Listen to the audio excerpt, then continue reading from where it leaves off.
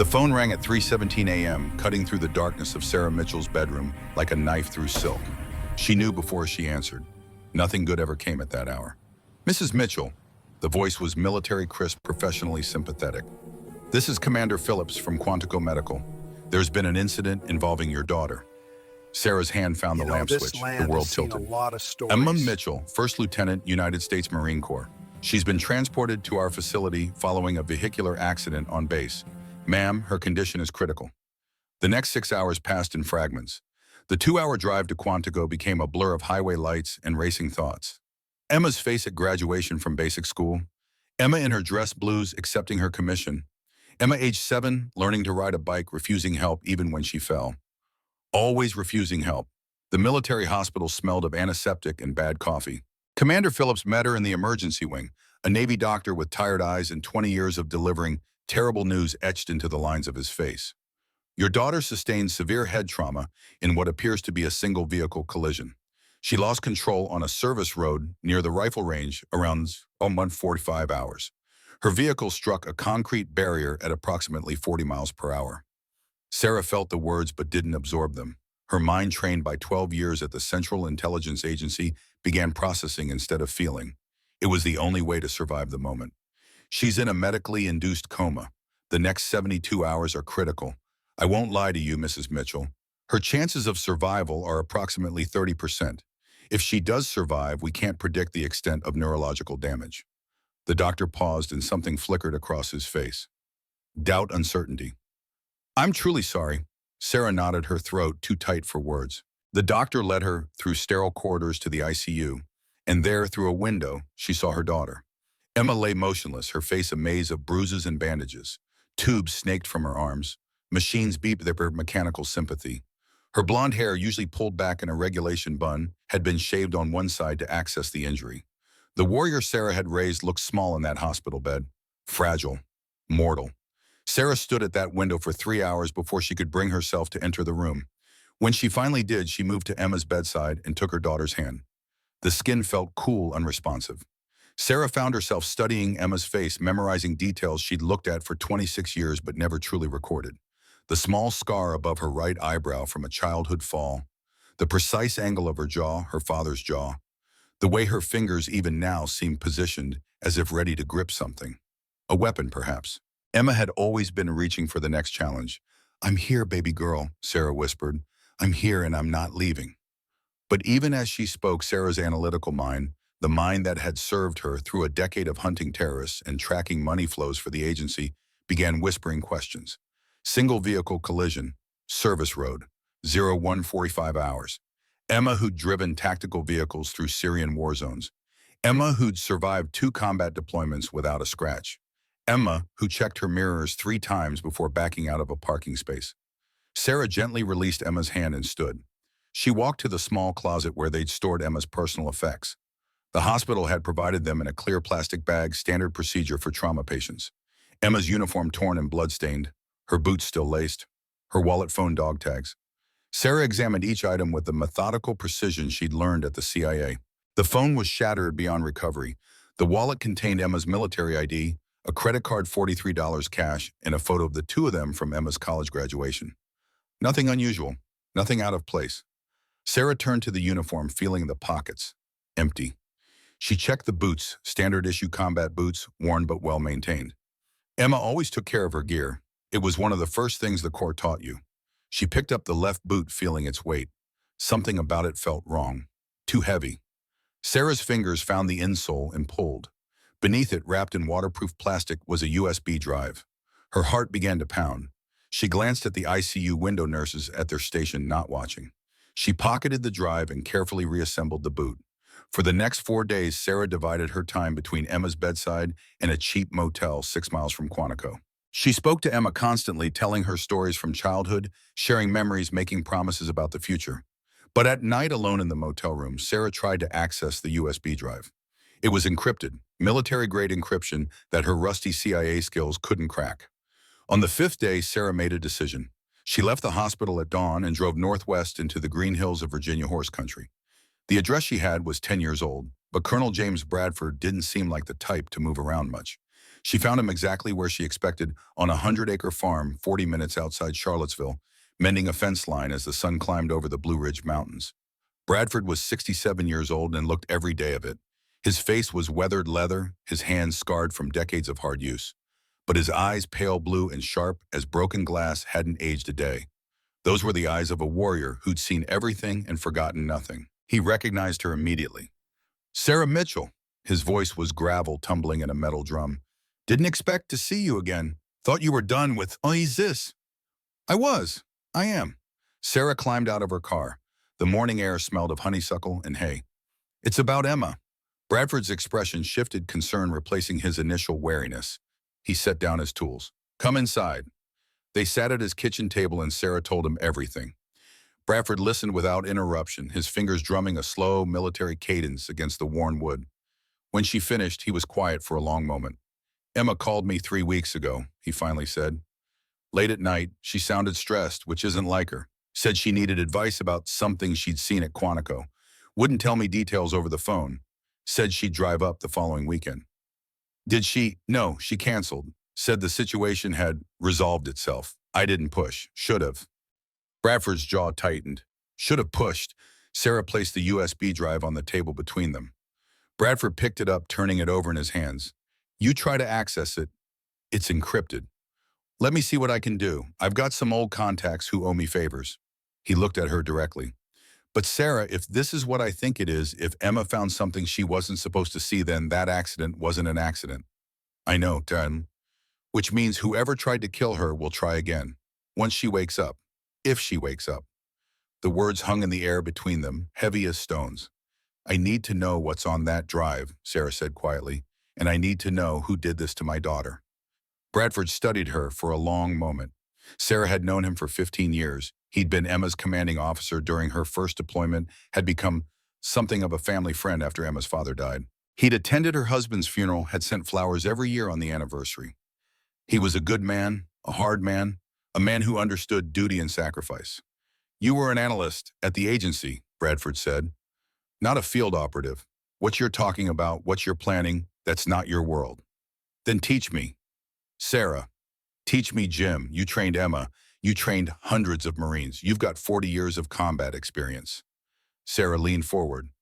My daughter is lying in a hospital bed because someone tried to murder her. The official investigation will go nowhere. You know it, and I know it. Whoever did this has protection, has resources, has reach. I can't go to the authorities. I can't go to the media. The only person I can count on is myself. And you think I'm just going to turn a 58-year-old CIA analyst into what exactly, a vigilante? I think you're going to help me find justice for a Marine who was attacked on American soil. I think you're going to help me protect my daughter when she wakes up.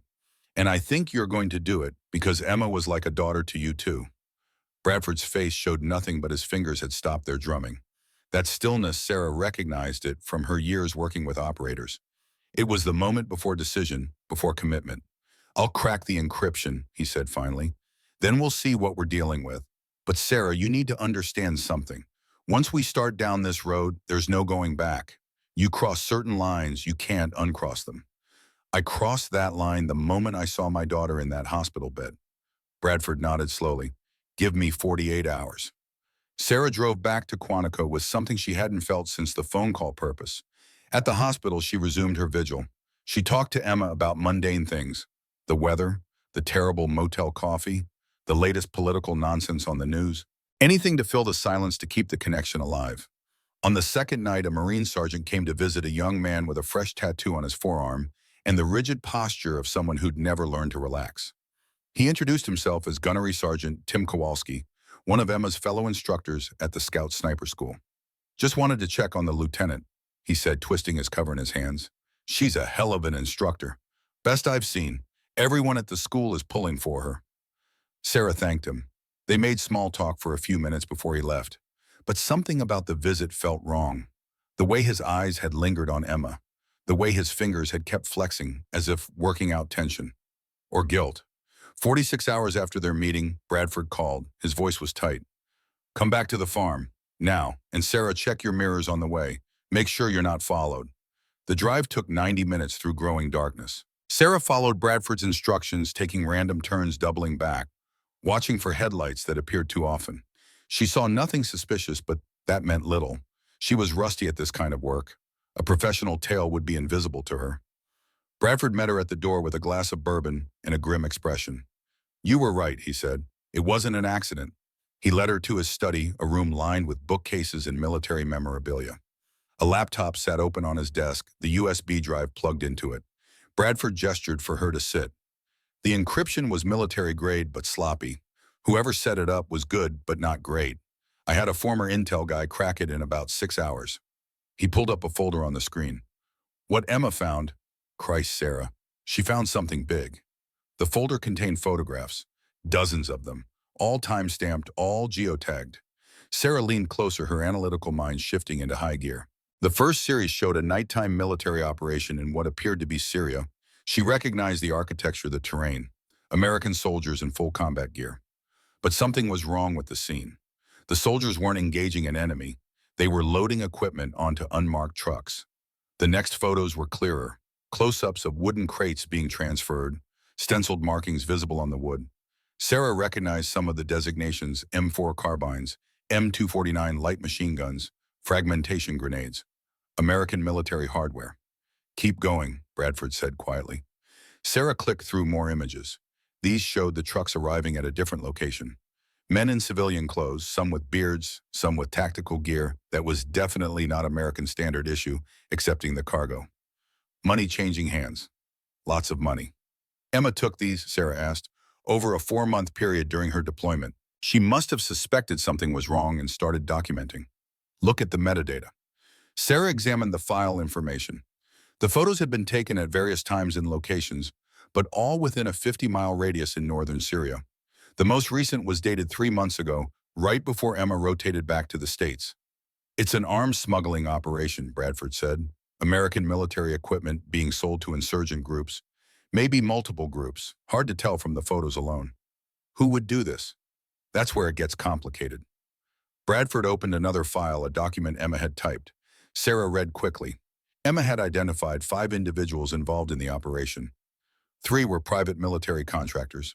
1 was a CIA logistics officer, and 1 was a Marine. Major Marcus Brennan, Scout Sniper School, Quantico. Sarah felt something cold settle in her chest. "I know Brennan," Bradford said. "Decorated combat veteran.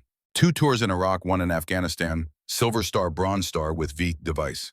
He's a legend in the sniper community. Trained hundreds of Marines, including Emma. He trained my daughter. For 6 months.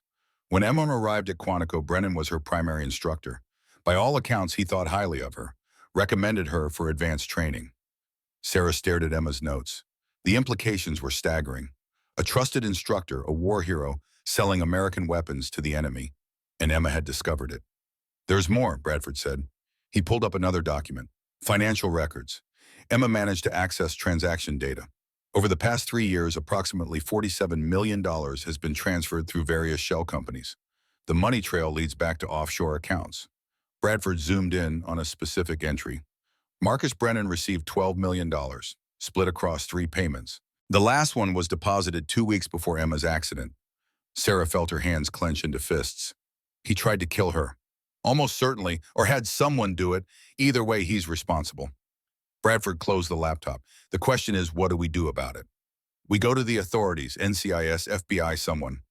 With what proof these photos could have been doctored?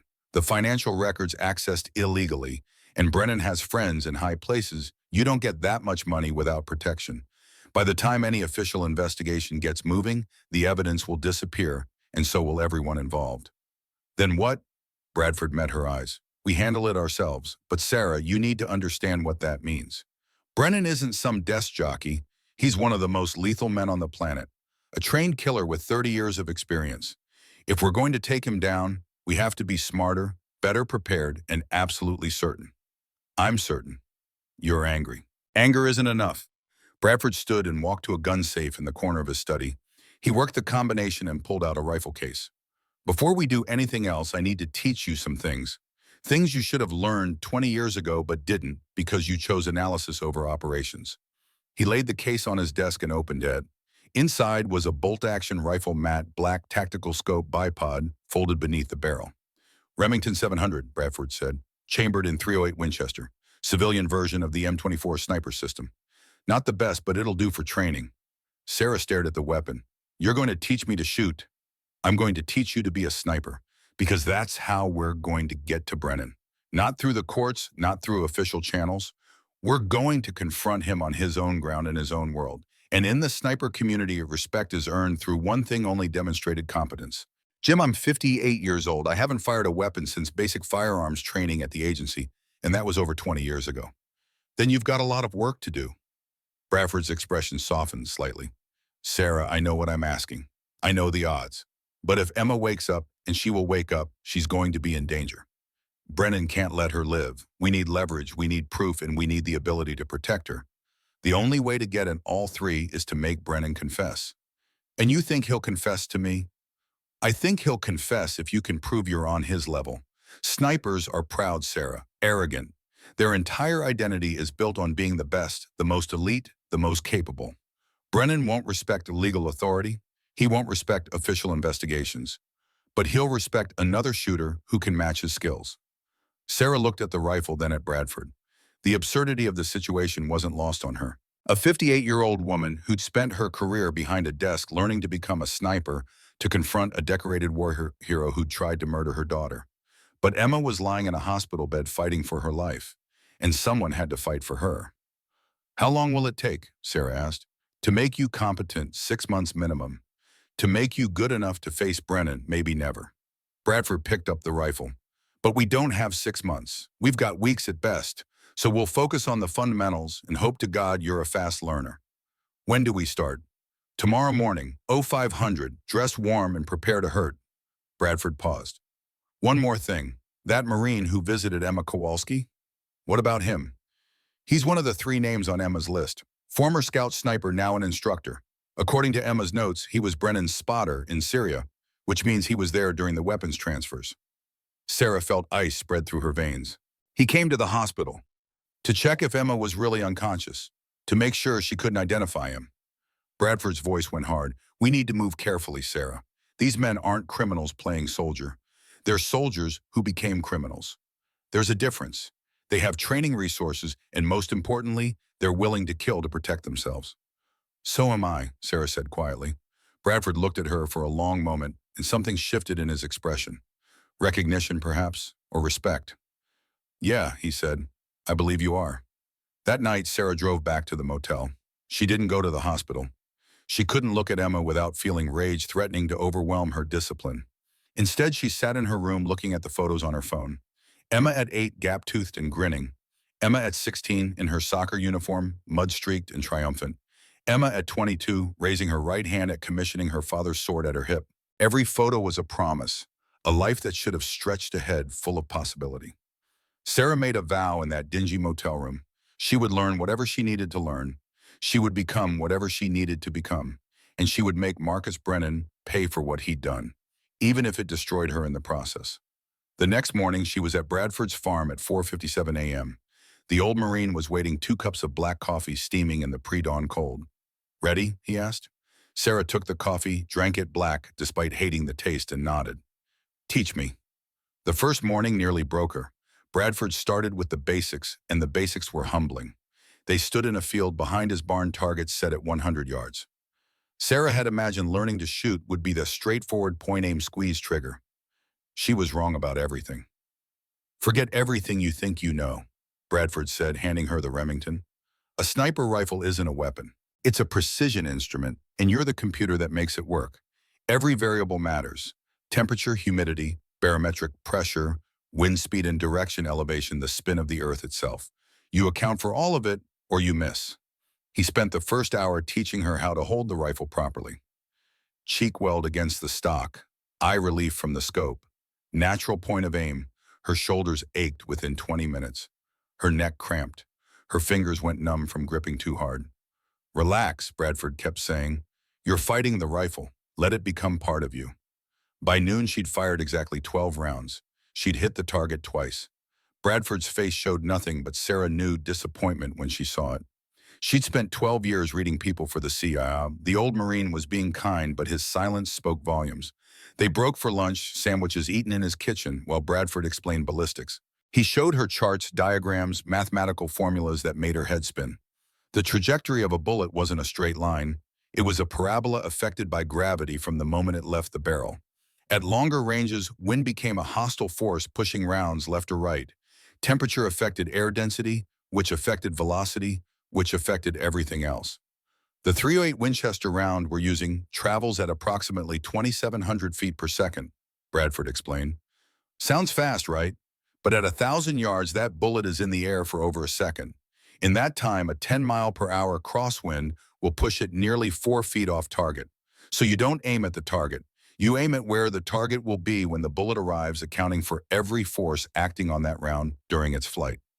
Sarah's head throbbed. She'd analyzed intelligence data, tracked financial transactions through dozens of shell companies, pieced together terrorist networks from fragments of information. But this was a different kind of complexity. This required her to think in 3 dimensions across time, integrating variables that changed moment to moment. "I can't do this," she said quietly. Bradford looked at her. "You're right, you can't, not in a few weeks, not starting from zero at 58 years old with no prior experience." He paused. "But you're going to anyway, because Emma needs you to." They went back outside. Sarah's muscles screamed. Her head pounded, but she took position behind the rifle and tried again. The days blurred together. Sarah woke at 4 a.m., drove to Bradford's farm in darkness, and spent 12 hours learning skills that should take years to master. Bradford was relentless. Every shot had to be explained.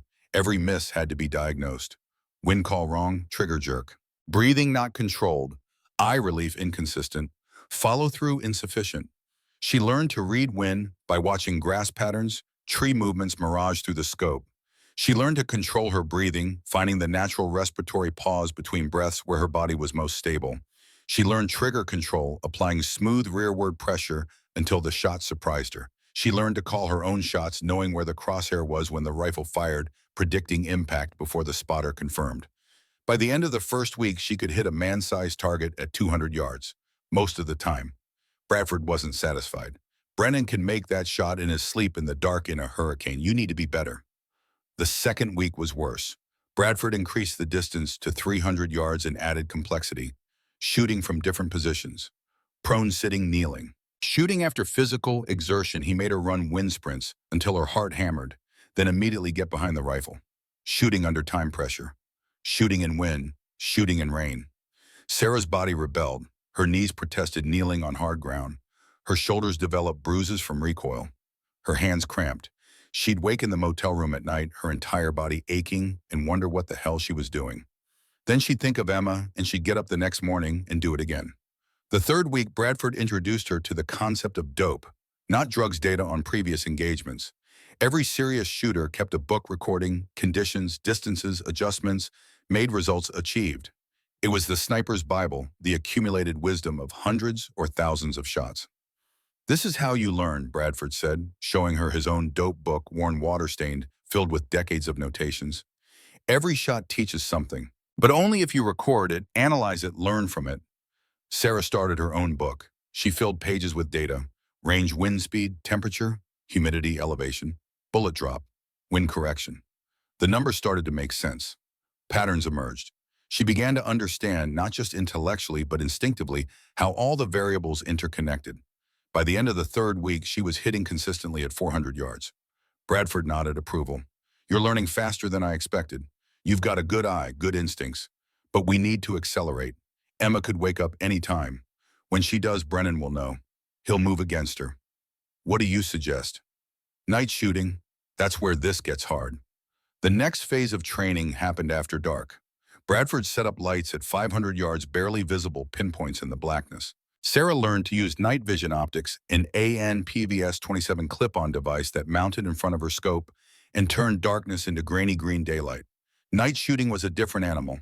The optics added weight, changed eye relief, distorted depth perception. Wind was harder to read. Cold night air was denser than day air, affecting trajectory. Sarah missed more than she hit for the first 3 nights, but slowly, painfully, she improved. Bradford also taught her fieldcraft, camouflage, and concealment. How to build a hide, how to move without being seen, how to read terrain to use shadows and dead ground.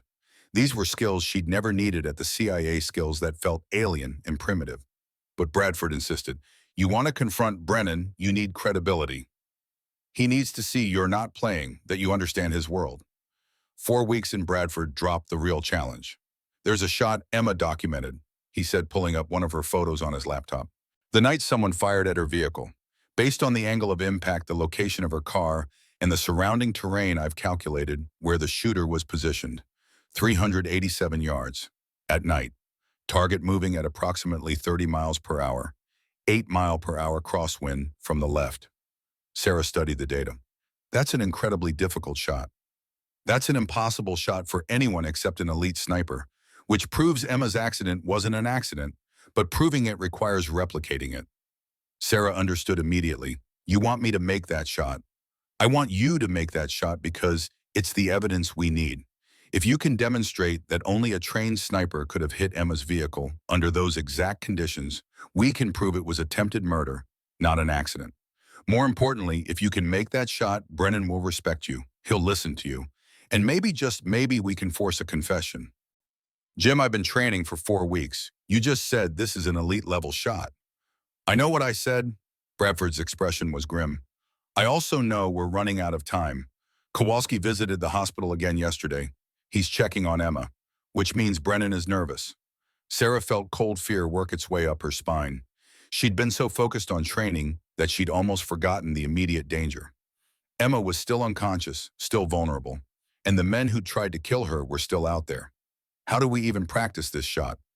I've recreated the conditions as closely as possible. There's an old service road on the eastern edge of my property. Similar terrain, similar distance. I've rigged up a target that moves on a cable system, crude but effective. We'll train until you can make the shot consistently. And if I can't, Bradford didn't answer. He didn't need to. They both knew the stakes. For the next 2 weeks, Sarah focused on nothing else. The moving target setup was diabolical. A man-sized silhouette that traveled along a cable at variable speeds, appearing from behind cover for only a few seconds before disappearing. She had to identify the target, calculate lead account for wind, and take the shot all under time pressure, then all at night. She failed over and over and over. Lead more, Bradford would call from his spotting position. You're shooting behind. The bullet takes time to arrive. Predict where the target will be. Sarah adjusted, calculated, fired. Miss. Wind shifted. You didn't compensate fast enough. Again, miss. Trigger jerk. You anticipated the shot. Let it surprise you. Again, miss. Somewhere around the 100th attempt, Sarah felt something click. Not in her mind, in her body. The rifle became an extension of herself. The crosshair seemed to move on its own, tracking the target, compensating for movement, settling into the exact right position. Her finger pressed the trigger, and she knew even before the bullet arrived that it was good. The target rang with impact. Bradford's voice came through the darkness, carefully neutral. Hit, center mass. Sarah let out a breath she hadn't realized she'd been holding. One shot wasn't enough. She needed consistency. But it was a start. Over the next week, her hit rate climbed. 60%, 70%, 80%. Bradford pushed harder, adding stress factors, making her run before shooting, limiting her time, changing wind conditions without warning. Brennan won't give you ideal conditions, he said. He'll press you, test you, try to rattle you. You need to perform under pressure. On the 47th day of training, Sarah made the shot 5 times in a row. Bradford lowered his spotting scope. That's good enough. Good enough. To prove our point, to show Brennan you're serious, to force a conversation. He stood, joints creaking. Now comes the hard part. We need to make contact. They drove to Quantico the next day. Sarah had maintained her vigil at Emma's bedside throughout the training, though her visits had grown shorter. The guilt ate at her, leaving her daughter alone to pursue revenge. But Emma would understand. Emma was a Marine. She'd been trained to complete the mission, whatever the cost. Bradford used his old credentials to access the base. Retired officers maintained certain privileges, and Bradford had enough friends in high places that no one questioned his presence. They went to the Scout Sniper School, where Bradford claimed he was consulting on training methods. It took 3 hours of careful observation before they spotted Brennan. He was exactly as Bradford had described. 42 years old, but moving like someone younger. Lean, economical, nothing wasted. His face was weathered with crow's feet around pale eyes that never stopped scanning. He wore utilities with the sleeves rolled precisely to mid-forearm, and his boots were broken in but immaculately maintained. When he walked, he moved with the predatory grace of someone who'd spent years hunting humans. Sarah watched him from a distance and felt something cold settle in her chest. This was the man who'd tried to murder her daughter. This decorated hero, this respected instructor, this trusted leader. He'd betrayed everything he was supposed to represent. "Easy," Bradford murmured beside her. We play this smart." They waited until Brennan was alone at the outdoor range supervising a training exercise. Bradford approached first, all old friends camaraderie. Sarah hung back watching. "Marcus Brennan. Thought that was you. Jim Bradford. Remember me?" Brennan's face registered surprise, then recognition, then professional warmth. "Colonel Bradford. Yes, sir. Good to see you. What brings you to Quantico?" "Consulting work. You know how it is. They pay me to pretend my opinions matter." Bradford gestured to Sarah. "This is Sarah Mitchell, old family friend. She's interested in the sniper program." Brennan's eyes flicked to Sarah, assessed her in a fraction of a second, then dismissed her as unimportant. It was the reaction Sarah had counted on. Women of a certain age became invisible to men like Brennan. It was a blind spot she could exploit. "Ma'am," Brennan's tone was polite but uninterested. "The Scout Sniper School is one of the most demanding programs in the military. We train the best of the best." "So I've heard," Sarah said mildly. "Must be rewarding work." "It is, though we've had some setbacks recently." Something flickered across Brennan's face. "Lost one of our instructors, Lieutenant Emma Mitchell. Terrible accident." Sarah felt rage flare but kept her expression neutral. "I'm sorry to hear that. She was exceptional. Best natural shooter I've seen in years. Could have been truly elite given time." Brennan shook his head. "Such a waste." Bradford steered the conversation toward technical matters, discussing training methods and equipment. Sarah listened, learning. Brennan spoke with confidence, even arrogance, about the sniper program. He clearly considered himself the authority. After 20 minutes, Bradford made his move. "You know, Marcus, Sarah here has been doing some shooting herself. I've been training her. She's picked it up remarkably fast." Brennan's expression said he doubted that, but was too polite to say so directly. "That's good. Marksmanship is a valuable skill. She made a rather impressive shot last week, moving target 400 yards night conditions. I was quite surprised." Now Brennan's interest sharpened slightly. 400 yards night moving target, that's advanced work. How much training has she had? "About 6 weeks." Brennan laughed, not unkindly, but with the easy superiority of an expert humoring amateurs. "Colonel, with respect, I've been training snipers for 15 years. 6 weeks doesn't produce that kind of capability." "Why don't you see for yourself?" Bradford suggested. "We're heading to the range tomorrow evening. You are welcome to join us. Bring your gear. We can compare notes." Brennan hesitated, and Sarah saw the calculation in his eyes. He was curious despite himself. The idea that some middle-aged woman could make an advanced shot challenged his understanding of the world. He couldn't let it go unverified. "What range?" "Private facility about an hour north. I'll text you coordinates." Bradford smiled. "Unless you're busy." The challenge was subtle but clear. Brennan couldn't back down without losing face. "I'll be there." As they walked away, Sarah kept her breathing steady. The first step was complete. Brennan was committed. "You handled that well," Bradford said once they were in the truck. "He has no idea who you are." "He will soon enough." That night, Sarah couldn't sleep. She lay in the motel room running through scenarios. Everything hinged on the next day. If she couldn't perform, if Brennan dismissed her, the opportunity would be lost. But if she could prove herself, if she could demonstrate capability that demanded respect, then maybe, just maybe, she could force the confrontation that would expose the truth. She thought about Emma, still unconscious, still fighting. The doctor said her brain activity was improving. She might wake up soon, which meant time was running out. Sarah got up at 3 a.m. and drove to Bradford's farm. She spent the pre-dawn hours practicing taking shot after shot at the moving target. When Bradford found her at 6, she'd been shooting for 3 hours straight. "Couldn't sleep?" he asked. "Needed to be sure." Bradford watched her make 5 consecutive hits, then nodded. "You're ready. Tonight we change everything." The private range was actually a remote section of Bradford's property he'd developed specifically for long-range shooting. Berms carved into hillsides, target systems at distances from 100 to 1,000 yards. Bradford had used it to train military and law enforcement snipers during his consulting years. It was perfect for their purposes. They arrived at dusk and set up equipment. Sarah felt her heart rate climbing, adrenaline starting to flow. This was it, the moment of truth. Brennan arrived in a black pickup truck at exactly the agreed time. He was in civilian clothes but carried a long rifle case and a range bag. When he saw the setup, the professional target systems, the spotting scope, the wind flags, his expression shifted to something approaching interest. "Impressive facility," he said to Bradford. "You run training here." "Used to. These days I mostly just tinker." Bradford gestured to the 500-yard berm. "Why don't we start with something simple, Sarah? Show Major Brennan what you've learned." Sarah took position behind her rifle. She'd practiced this shot thousands of times. 500 yards, stationary target, daylight. She went through her checklist. Wind was calm, maybe 3 miles per hour from 10 o'clock. Temperature 62 degrees. Humidity moderate. She'd already confirmed her rifle's zero that morning. She settled into position, found her natural point of aim, controlled her breathing. The crosshair steadied on the target.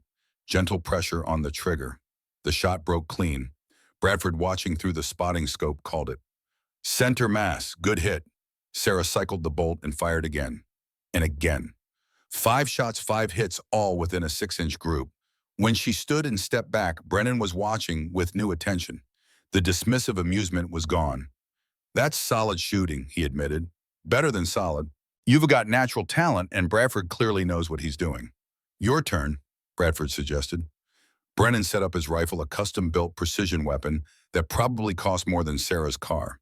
He went through his own preparations with the smooth efficiency of someone who'd done it 10,000 times.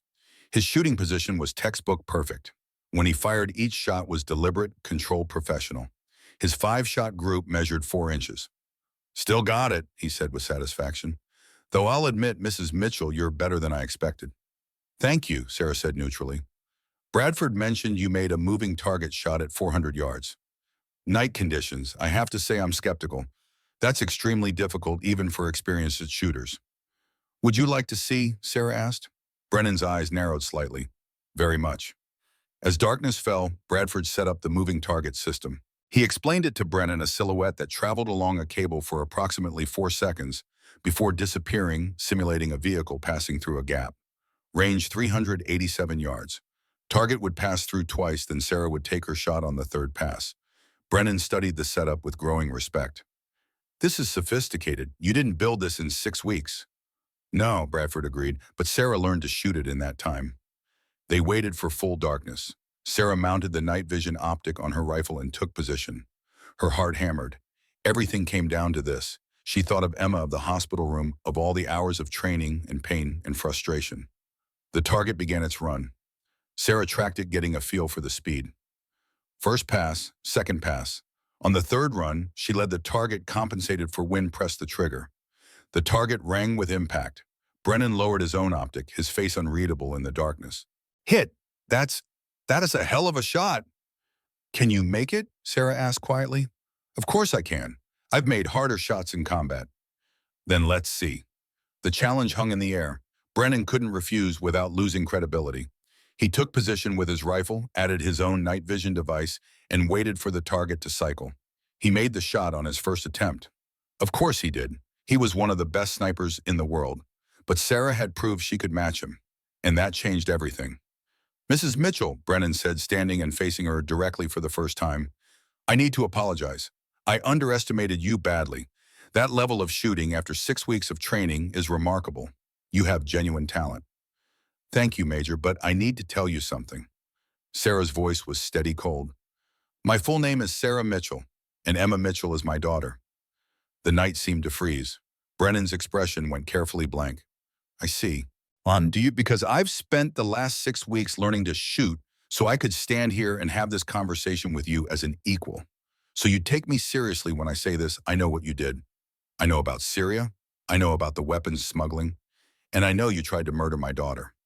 Brennan's hand moved slightly toward his sidearm, but Bradford's voice cut through the darkness. "Don't. I've got a .45 pointed at your spine. We're not here to kill you, Marcus. We're here for the truth." For a long moment, nobody moved. Then Brennan laughed, a short, bitter sound. "You've got balls, I'll give you that. Both of you. But you're making a mistake. A serious mistake." "The only mistake," Sarah said, "was thinking you'd get away with it. Emma documented everything. The weapons transfers, the money, all of it. She's waking up Major Brennan. And when she does, she's going to testify. You can't kill everyone. Eventually, the truth comes out." "You have no idea what you're dealing with," Brennan said. His voice had gone flat, dangerous. Emma found something, yes, but she found the tip of something much bigger. And if you keep pushing, you're going to discover that some truths are better left buried. That sounds like a threat. It's a warning from someone who actually served his country to a civilian playing soldier. Brennan's contempt was palpable. You made some impressive shots tonight. Congratulations. But marksmanship doesn't make you a warrior. It doesn't give you the right to interfere in matters of national security. National security? Sarah's voice rose. You sold American weapons to insurgents. You got rich while Marines died. Don't you dare hide behind national security. You don't understand how the world works, how it really works. Sometimes ugly things are necessary. Sometimes people get hurt so that greater goods can be accomplished. Your daughter found evidence of an operation she wasn't cleared to know about. She made herself a liability. You tried to murder her. I did what was necessary to protect something bigger than one idealistic lieutenant. Brennan took a step forward, and Bradford's voice stopped him again. Stay put, Marcus. Brennan froze but continued speaking. You want me to confess? Fine. Yes, I was involved in Syria. Yes, Emma discovered it. Yes, I reported her as a security risk. What happened after that, I don't know. I wasn't the one who caused the accident. But was I relieved when I heard she was out of the picture? Absolutely. Sarah felt rage threatening to overwhelm her control. Who tried to kill her, if not you, then who? That's above my pay grade. I make recommendations. Other people make decisions. That's how these things work. Give me a name. Or what? You'll shoot me. Go ahead, see where that gets you. Without me, you've got nothing. Some photos that could be explained away, some financial records obtained illegally, and the word of a comatose Marine who may never wake up. You need me alive, Mrs. Mitchell. You need me to testify, which means you need to let me walk out of here. Bradford spoke from the shadows. He's right, Sarah. We can't prove anything without him. And if we kill him, we're murderers ourselves. Sarah knew Bradford was right, but knowing didn't make it easier. She stood there, rifle in hand, facing the man who'd destroyed her daughter's life, and felt helpless. Brennan sensed the shift. Smart woman, here's what's going to happen. I'm going to leave. You're going to stay away from me, stay away from Quantico, and stop playing detective. Emma will wake up or she won't. Either way, this ends here. He started toward his truck. Sarah's finger tightened on the trigger, but Bradford's hand appeared on her shoulder. Let him go. Brennan reached his vehicle and then his phone rang. He answered, listened, and his face went pale even in the darkness. When he asked, a pause. Is she? Another pause. Understood. He lowered the phone and looked at Sarah. Something had changed in his expression. Fear, perhaps, or resignation. That was Quantico Medical, he said quietly. Your daughter woke up an hour ago. She's conscious to talking, giving statements to NCIS. Sarah felt the world tilt. Emma was awake. Emma was alive and conscious and talking. Which means, Brennan continued, his voice hollow, I'm already finished. Everything I said tonight, you didn't need it. She's going to tell them everything she knows, and I'm going to spend the rest of my life in Leavenworth. He got into his truck and drove away, leaving Sarah and Bradford standing in the darkness. Bradford lowered his pistol. We need to get to that hospital. Now. The drive to Quantico took 90 minutes that felt like 90 hours. Sarah's hands gripped the steering wheel until her knuckles went white. Bradford sat in the passenger seat, working his phone, making calls to old contacts, trying to get information. NCIS has the hospital locked down, he reported. 2 agents with Emma right now taking her statement. MPs at every entrance. They're treating this as an active threat situation. Can we get in? I'm working on it. But Sarah, you need to prepare yourself. Emma's been in a coma for almost 3 months. Even if she's conscious, she might not be. She's strong. She'll be fine. Bradford didn't argue, but his silence said everything. They arrived at the hospital at 2:47 a.m. The parking lot was filled with official vehicles, NCIS sedans, military police cruisers, and ambulance standing by. Sarah recognized the response pattern from her CIA days. This was what happened when something big broke open, when someone important became exposed. Bradford badged them through the first checkpoint using his retired credentials and the name of a 2-star general who owed him favors. At the ICU entrance, they hit a harder wall, a stone-faced NCIS agent who looked like he benched small cars for recreation. Sir, ma'am, I can't let you through. Lieutenant Mitchell is giving testimony in an ongoing investigation. No visitors. I'm her mother, Sarah said. Ma'am, I understand, but my orders are absolute. No one gets through without Assistant Director Hayes' authorization. Bradford pulled out his phone again. More calls, more favors called in, 20 minutes of negotiation. Finally, a woman in a dark suit emerged from the ICU, Assistant Director Catherine Hayes, NCIS 50s, with the bearing of someone who'd spent a career making hard decisions. Colonel Bradford, we've met before, I believe. Operation Sandpiper, 2015. Good memory. This is Sarah Mitchell, Emma's mother. Hayes studied Sarah with eyes that missed nothing. Mrs. Mitchell, your daughter has been very cooperative. She's provided detailed testimony about activities in Syria that involve several active duty personnel and civilian contractors. This is going to be a complex investigation with significant national security implications. Can I see her? In a moment. First, I need to ask you some questions. You've been conducting your own investigation into your daughter's accident, haven't you? Sarah hesitated. Bradford spoke instead. We've been looking into some inconsistencies, as any concerned family would. Don't insult my intelligence, Colonel. You accessed Lieutenant Mitchell's encrypted files. You identified suspects. And tonight you had a confrontation with Major Marcus Brennan at a private shooting range. Hayes' expression didn't change. Yes, we know. Brennan called his attorney immediately after leaving your location. The attorney contacted us, which means you're now witnesses in a federal investigation, and anything you've learned is potentially compromised evidence. We didn't break any laws, Sarah said. That's debatable. Accessing classified information without authorization, conducting unsanctioned surveillance of military personnel, potentially intimidating a witness. Hayes ticked off items on her fingers. But that's not why I'm here. I'm here because your daughter's testimony corroborates everything you found, and because I need to know exactly what Major Brennan said to you tonight. They spent the next hour in a small conference room giving statements. Sarah recounted the entire conversation, every word she could remember. Bradford provided supporting details. Hayes recorded everything, asked sharp questions, probed for inconsistencies. Finally, she leaned back in her chair. Major Brennan made several admissions that are useful, but he was also careful. He admitted knowledge of weapons smuggling, but denied direct involvement in the attempt on Lieutenant Mitchell's life. He pointed toward higher authority, which aligns with what we're learning from other sources. What do you mean? Sarah asked. Hayes was quiet for a moment, making some internal calculation. Lieutenant Mitchell's investigation uncovered a multi-year operation involving arms trafficking, but the scope is larger than she realized. We're looking at involvement from DoD personnel, CIA contractors, and private military companies. The money trail goes through at least 6 countries. This isn't just a few corrupt soldiers. This is an organized network. How high does it go? High enough that people are nervous, very nervous, which brings me to my concern. Lieutenant Mitchell is awake, but she's still vulnerable. The people behind this operation have already tried to kill her once. They'll try again if they get the chance. Sarah felt ice spread through her chest. You said the hospital was locked down. It is, for now, but we can't maintain this level of security indefinitely. At some point, Emma will need to be moved, will need to resume her life. And when that happens, she'll be exposed. So what do?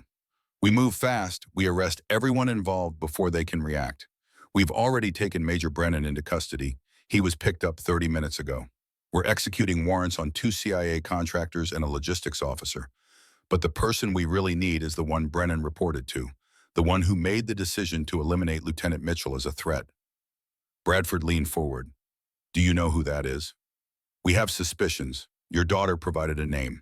Jonathan Marshall, Deputy Director of Operations CIA. Do you know him, Mrs. Mitchell? Sarah felt the floor drop out from under her. Jonathan Marshall. The name hit her like a physical blow. She knew that name, knew it intimately. He was my mentor, she said quietly. When I worked at the agency, he trained me, supervised my first 3 years. She stopped, unable to continue. Hayes' expression softened slightly. I'm sorry, that must be difficult, but it makes sense. Marshall would have known about your daughter, through you, would have known her capabilities, her integrity. When she stumbled onto Sandstorm, that's the operation's code name, he would have seen her as a threat that needed to be eliminated. Sandstorm, Sarah repeated numbly, a covert operation designed to prolong conflict in Syria by ensuring both government forces and insurgent groups remained armed and capable. The stated justification was maintaining American influence in the region and preventing any one faction from achieving dominance. The real motivation appears to be financial. The operation generated substantial profits for everyone involved. How much? We've traced $47 million so far. Probably more we haven't found. Marshall's take was approximately $15 million spread across various accounts and investments. Sarah thought of Jonathan Marshall, the patient mentor who'd taught her tradecraft, the godfather figure who'd attended her wedding, who'd sent flowers when her husband died, the man who'd built his career on protecting American interests abroad.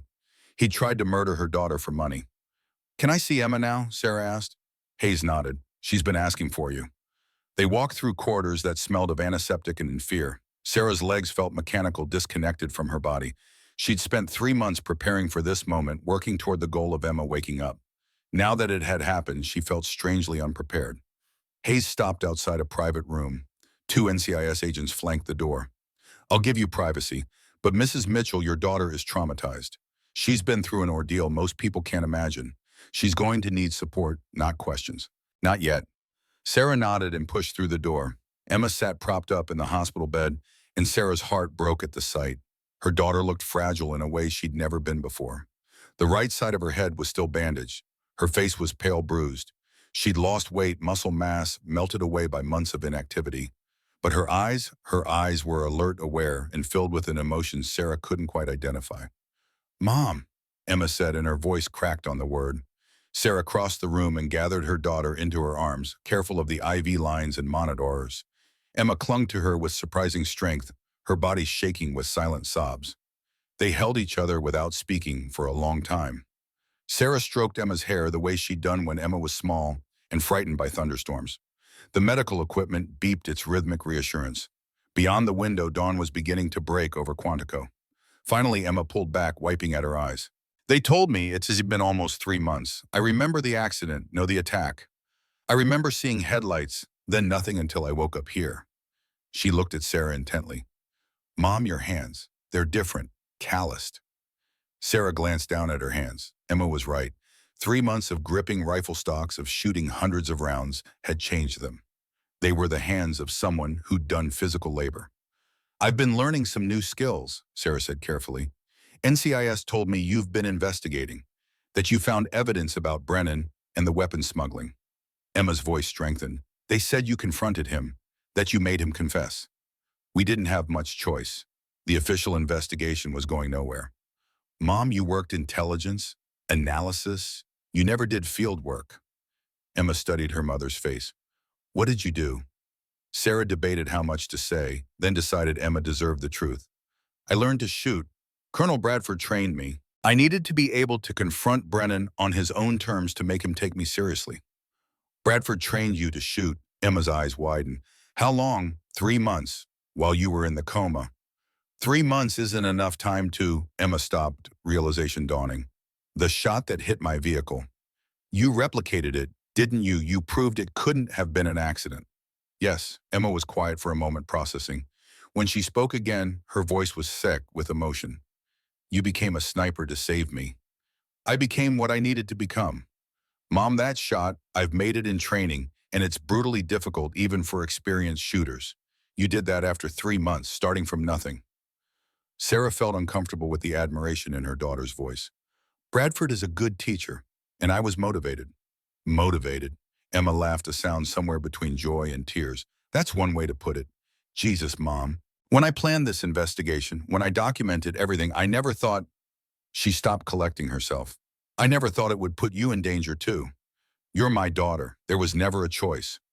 NCIS said Jonathan Marshall is involved. Marshall was your mentor." "I know. That must be..." "I'm sorry, Mom. I know what he meant to you." Sarah sat on the edge of the bed, careful not to disturb the monitors. "People aren't always what we think they are. Marshall taught me that, ironically. He spent years teaching me to look beneath the surface, to question everything. I just never thought to apply those lessons to him." "They're going to arrest him, aren't they?" Hayes seems confident. She said they're moving fast, arresting everyone before the network can react. Emma nodded slowly. "I told them everything I know, all the documentation I gathered, everyone I saw involved. I thought..." Her voice wavered. "I thought I was doing the right thing, exposing corruption. But it almost got me killed, and it put you at risk. Maybe I should have just stayed quiet." "No," Sarah's voice was firm. "You did exactly what you should have done. You saw something wrong and you stood up against it. That takes courage. Real courage, not the kind that gets you medals, but the kind that costs you something. It almost cost me my life. But it didn't. You're here, you're alive. And because of what you documented, because of your courage, a corrupt network is going to be exposed. People who betrayed their oaths are going to face justice. Emma looked at her mother with something approaching awe. When did you become this person? What do you mean, growing up, you were always mom? Safe, predictable, analytical. You worked from behind a desk. You worried about homework and curfews and whether I was eating enough vegetables. But now, Emma gestured vaguely, now you're talking about confronting assassins and learning sniper skills and hunting down conspiracies. When did you transform into this? Sarah smiled slightly. I didn't transform. I've always been this person. I just hadn't needed to be her in a long time. Being a mother raising you after your father died, that required a different kind of strength. But the person I was at the agency, the person who tracked terrorists and analyzed threat networks, she was always there. She just came back when you needed her. I'm glad she did. They talked for another hour, carefully avoiding the hardest topics. Emma's recovery timeline, months of physical therapy ahead. The investigation Hayes had warned it would be lengthy, complicated. The future uncertain at best. Instead, they talked about small things. The terrible hospital coffee, the nurses who'd cared for Emma during the coma, the spring weather outside. It was the conversation of two people afraid to acknowledge how close they'd come to losing everything. Bradford appeared around 8 a.m. with coffee and breakfast sandwiches. He took one look at Emma, and his weathered face creased into something approaching a smile. Lieutenant, good to see you awake. Colonel, Mom told me what you did, training her. Thank you. Your mother's a natural. Learned faster than Marines half her age. He set the food on the bedside table. Though I hope she never has to use those skills again. We both hope that, Sarah said. Hayes returned shortly after, her expression grim. We have a problem. Jonathan Marshall disappeared 4 hours ago. He left his home in Alexandria sometime after midnight. We have agents at his office, his usual locations. So far, nothing. Sarah felt her stomach drop. He knows. We believe so. Someone tipped him off. We're investigating who, but right now our priority is finding him before he runs. Hayes looked at Emma. Lieutenant, is there anything in your documentation, anything you might remember that could tell us where Marshall might go? Safe houses, contacts, anything. Emma closed her eyes, thinking. The financial records I accessed showed transfers to accounts in the Cayman Islands, Switzerland, and Singapore. But those were investment accounts, not operational funds. For operational safe houses. She paused. There was one location that appeared multiple times in communications I intercepted. A property in West Virginia, remote off-grid. I flagged it as potentially significant, but never confirmed its purpose. Can you be more specific? Shenandoah Valley, near the George Washington National Forest. I don't have exact coordinates, but it's within 30 miles of Harrisonburg. The property is registered to a shell company called Sandstone Holdings. Hayes was already on her phone relaying the information. We'll have a tactical team there within 2 hours. Good work, Lieutenant. After Hayes left, Sarah felt a strange restlessness. Marshall was running. The man who'd tried to kill Emma, who'd betrayed everything he was supposed to represent, was attempting to escape justice. It felt wrong to sit in a hospital room while that happened. Bradford seemed to read her thoughts. You want to go after him? Is that crazy? Probably, but I understand the impulse. This is personal for you. Marshall was your mentor. He betrayed that relationship. You want to look him in the eye when he's caught. Emma stirred in the bed. You should go, both of you. I'll be fine here. NCIS has agents on the door, and I'm not going anywhere. Emma. Mom, you spent 3 months learning to shoot so you could confront Brennan. You made yourself into someone who could stand up to these people on their own terms. Don't stop now. See this through, for both of us. Sarah looked at her daughter, at the strength still present despite the trauma, at the determination in eyes that mirrored her own. Emma was right. This needed to end properly. All right, Sarah said, but we stay back. We observe only. This is NCIS's operation. Bradford was already standing. I'll drive. My truck can handle rough terrain if we need to get off-road. They made it to the Shenandoah Valley in 90 minutes, pushing speed limits and using Bradford's law enforcement contacts to clear their path. The NCIS tactical team was already in position when they arrived. Black SUVs parked along a Forest Service road, agents in tactical gear preparing for entry. Hayes spotted them and looked more annoyed than surprised. I should have known you'd follow. Stay back. If Marshall is in there, he's desperate. Desperate people are dangerous. The safe house was exactly what Emma had described, remote, isolated, accessible only by a narrow dirt road that wound through dense forest. A single building, old farmhouse style, positioned on a hilltop with clear sight lines in all directions. Defensible. The tactical team moved in with professional precision. Sarah and Bradford watched from a distance through binoculars as agents surrounded the structure. The breach happened fast. Flashbangs shouted commands entry through multiple points simultaneously. 3 minutes later, an agent emerged and radioed to Hayes. Sarah couldn't hear the transmission, but Hayes's expression told the story. They'd found someone. Hayes walked back to where Sarah and Bradford waited. Marshall's inside. He's not coming out. Says he'll only talk to one person. She looked directly at Sarah. You. Sarah felt her heart begin to pound. Why me? He says you're the only one who'll understand, that he owes you an explanation. Hayes's tone was flat. I don't like it. It could be a hostage situation, a trap. But he's unarmed, we've confirmed that with thermal imaging. And having him surrender peacefully would be preferable to an extended standoff. What do you want me to do? Talk to him. Get him to surrender. Don't go inside. We'll set up a communication point at the front porch. You talk, he talks. Hopefully he comes out with his hands up. Sarah looked at Bradford. The old Marine nodded slowly. I'll be right here, covering you. They walked up the dirt road together. The farmhouse looked abandoned, neglected. Paint peeled from the siding. Windows were dark, but Sarah could feel eyes watching from inside. Hayes positioned her on the porch, then withdrew with her team. Sarah stood alone facing a door that might contain a man who'd shaped her career and tried to murder her daughter. Jonathan, she called. It's Sarah, Sarah Mitchell. They said you wanted to talk. Silence. Then from inside, a voice she hadn't heard in 12 years but recognized instantly. Sarah, thank you for coming. I know you have no reason to trust me, but I'm unarmed. I need you to understand something before this ends. Then come out. Surrender. We can talk at NCIS headquarters. No, what I need to say I can only say here. Away from cameras, recordings, official statements. This is between us, mentor and student, or what we used to be. Sarah hesitated. Hayes had said not to go inside, but something in Marshall's voice, resignation maybe, or genuine regret, made her reconsider. I'm coming in, she said. Slowly. Don't do anything stupid. She pushed open the door. The interior was dim, lit only by morning light filtering through dirty windows. The space was sparsely furnished, a table, some chairs, a sleeping bag in the corner. Marshall sat at the table, hands visible, empty. He looked older than Sarah remembered. 68 now, hair completely gray, face lined with stress and sleepless nights.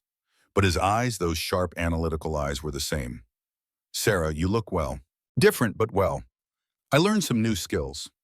So I heard, Bradford trained you. You confronted Brennan, made him confess. Marshall smiled slightly. That's impressive. I trained you to analyze threats, not confront them directly.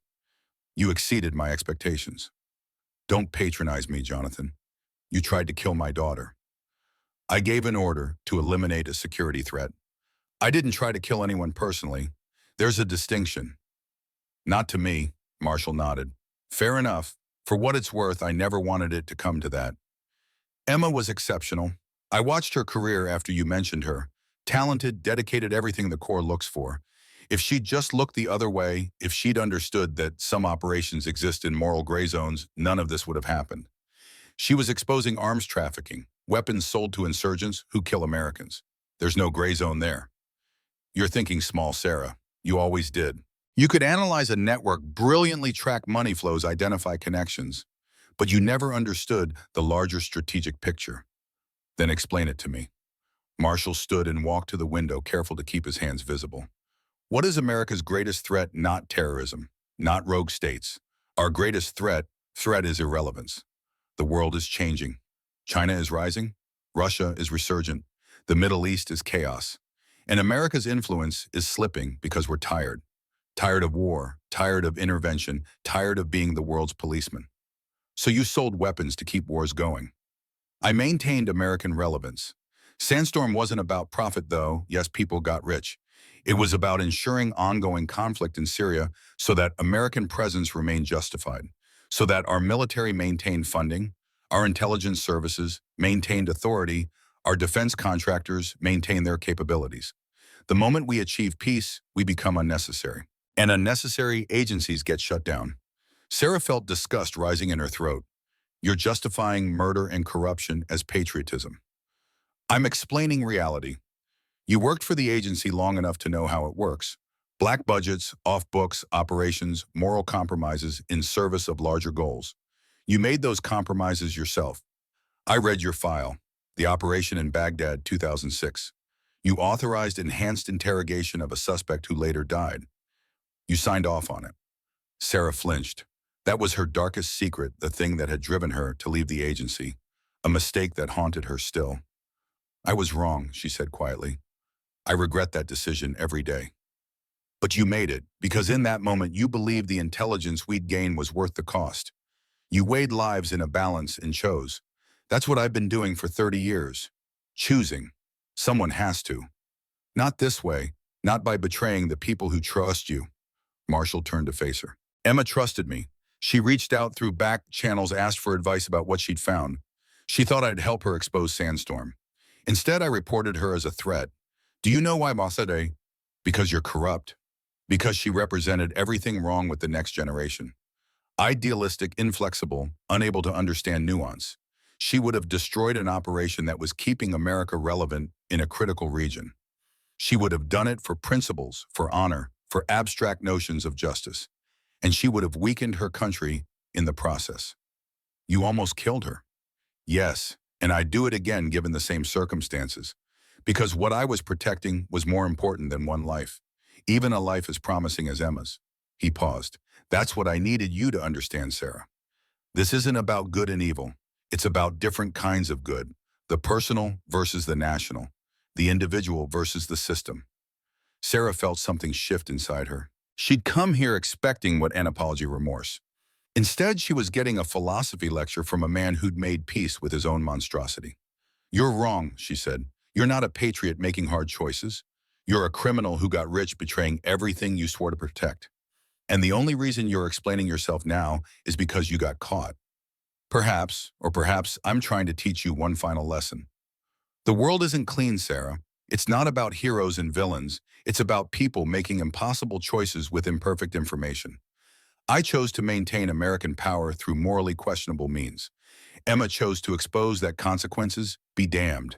You chose to hunt me down through a legal investigation and confrontation. None of us are innocent. We're all just trying to do what we think is right. I'm nothing like you. No. You accessed classified information without authorization. You conducted unsanctioned surveillance. You confronted a military officer with threats and coercion. You became exactly what you needed to become to achieve your goal. Just like I did. Marshall moved toward the door, hand still visible. I'm going to surrender now. But remember this conversation, Sarah. Remember it when they put me on trial and paint me as a monster. Remember that we're not so different. You'd do anything to protect your daughter. I do anything to protect my country. We just have different definitions of what needs protecting. He walked out onto the porch, hands raised. NCIS agents swarmed immediately, cuffing him, reading him his rights. Marshall didn't resist. He looked back at Sarah, once something in his expression that might have been respect or pity or both. Then they took him away. Bradford appeared at Sarah's side. You all right? I don't know. He tried to make it all sound reasonable, like what he did was justified. Evil usually does sound reasonable when the person doing it explains it. That's what makes it dangerous. Bradford put a hand on her shoulder. But you know the truth. He tried to kill Emma. Nothing justifies that. No philosophy, no greater good, nothing. They drove back to Quantico in silence. Sarah's mind replayed the conversation, analyzing Marshall's words, searching for truth among the lies. Had he really believed what he said? That national interest justified individual casualties? Or was that just the rationalization of a man who'd gotten rich on corruption? She didn't have answers. Maybe she never would. At the hospital, Emma was sleeping peacefully. Sarah sat in the chair beside her bed and watched her daughter breathe. The monitors beeped their steady rhythm. Outside, the sun climbed toward noon. Hayes stopped by an hour later. We've arrested 17 people so far. Military personnel, CIA contractors, logistics officers. The investigation will take months, maybe years. But we've got Marshall. That's what matters. What happens now? Trials eventually. Congressional hearings probably. This is going to be a major scandal. Everyone involved will face serious consequences. Hayes paused. Including you and Colonel Bradford potentially. What you did accessing classified information, confronting suspects without authority, that's problematic from a legal standpoint. I understand. However, Given the circumstances, given that your investigation provided critical evidence, and given that you were operating to protect your daughter after official channels failed, Hayes allowed herself a small smile. I think we can work something out. No charges, but you'll need to testify. Tell the full story. I can do that. Good. Your daughter's testimony will be crucial too once she's recovered enough. But take your time. Justice can wait a few weeks for healing. After Hayes left, Emma stirred and opened her eyes. Mom, how long was I asleep? A few hours. Rest is good. You need it. Did they catch Marshall? Yes, he's in custody. It's over, sweetheart. It's finally over. Emma reached for Sarah's hand. What happens to us now? Sarah squeezed her daughter's hand gently. We recover. We testify. We make sure justice gets done. And then, she paused thinking, then we figure out what comes next. A new chapter. What kind of chapter? I don't know yet, but I know this much: I'm done sitting on the sidelines.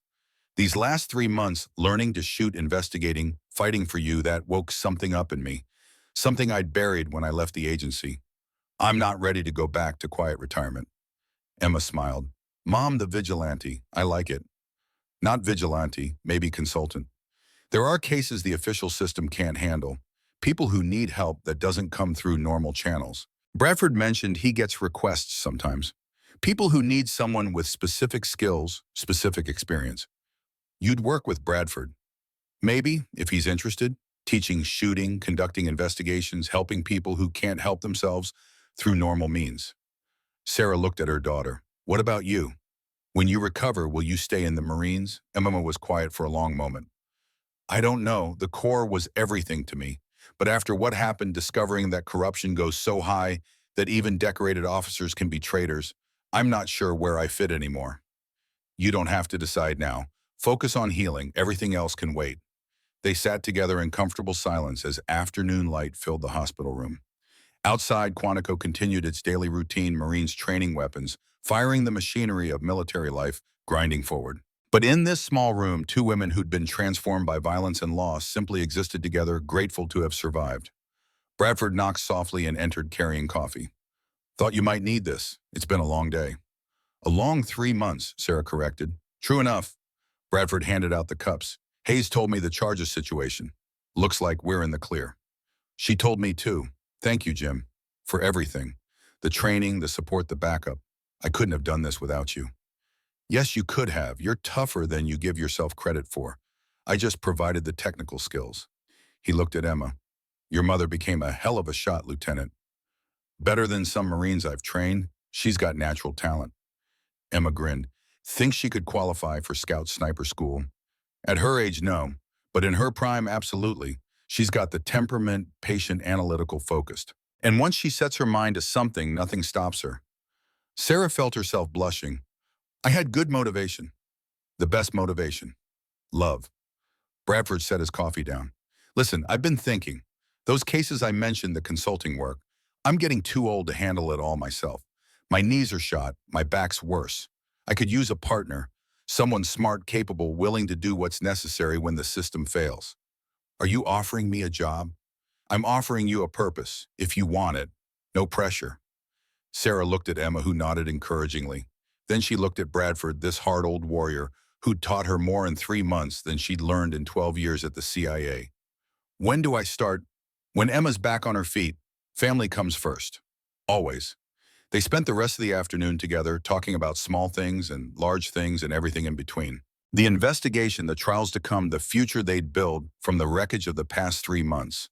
It wasn't the future any of them had imagined, but it was theirs, earned through blood and determination and a mother's love that refused to accept defeat. As evening approached, Bradford left to give them privacy. Sarah sat with Emma, watching her daughter drift in and out of sleep. She thought about Marshall's words about choices and morality and the gray spaces between right and wrong. Maybe he'd been right about one thing: the world wasn't clean. It was messy and complicated and full of people making impossible decisions. But some things remained clear. Emma had chosen to expose corruption, knowing the risk. Sarah had chosen to fight for her daughter, becoming someone new in the process. Bradford had chosen to help them, even knowing it might cost him. Those choices, driven by love and integrity and the refusal to accept injustice, would always be right. The machines beeped their steady rhythm. Emma breathed peacefully. Outside, stars began to appear in the Virginia sky. Sarah Mitchell, former CIA analyst, turned sniper, turned justice seeker, sat in that hospital room and felt something she hadn't felt in months. Peace. Not the peace of ending, but the peace of beginning. Whatever came next, whatever challenges awaited, she'd face them. Not alone, but with her daughter and their unlikely ally. Together, they'd navigate the messy, complicated world. Together, they'd do what needed to be done. The reckoning was complete. But the story, their story, was just beginning. 6 months later, Sarah stood in a federal courtroom in Alexandria, Virginia, watching Jonathan Marshall receive a sentence. The judge's voice was flat, devoid of emotion. Jonathan Marshall, you have been found guilty of conspiracy to commit murder, arms trafficking, corruption of government officials, and treason. The court sentences you to life imprisonment without possibility of parole to be served at the United States Penitentiary, Florence ADX, Colorado. Marshall, in an orange jumpsuit, showed no reaction. His eyes found Sarah's across the courtroom. She held his gaze unflinching. This was the man who'd mentored her, who'd tried to kill her daughter, who'd betrayed everything he'd sworn to protect. He nodded once, acknowledgement perhaps, or respect, and then the marshals led him away.